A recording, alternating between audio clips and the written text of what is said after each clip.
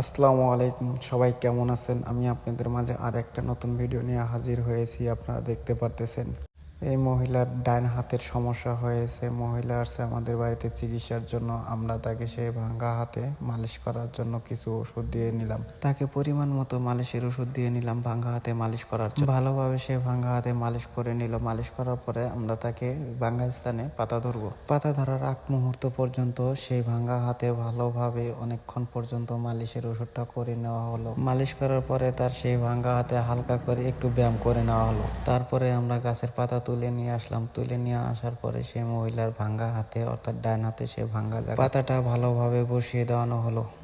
আপনারা তাই ভিডিওর ভিতরেই দেখতে পারতেছেন।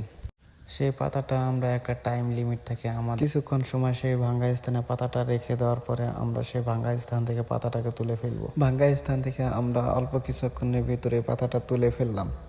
পাতাটা তুলে ফেলার পরে ওনাকে সে ডান হাত দিয়ে হালকা করে কিছুটা পরিমাণে শক্তি দিয়ে ব্যায়াম করে নিলাম। আপনারা তা আমাদের এই ভিডিওর মাধ্যমে সবকিছু দেখতে পারতেছেন। আমি আপনাদের এই ভিডিওর মাধ্যমে সবকিছু শেয়ার করি। ব্যায়াম করার পরে তাকে মালিশ করার জন্য কিছু মালিশের ওষুধ দিয়ে দিছি, বাড়িতে যেন ভালোভাবে মালিশ করতে পারে সেগুলোর নিয়মপাতি বলে দিছি। আর আমাদের ভিডিওটা এখানেই শেষ করতে। ততক্ষণ পর্যন্ত আপনারা সবাই ভালো থাকেন, সুস্থ থাকেন এবং আমাদের এই ভিডিওটা ভালো লাগলে চ্যানেলটা সাবস্ক্রাইব করে পাশেই থাকেন। ধন্যবাদ।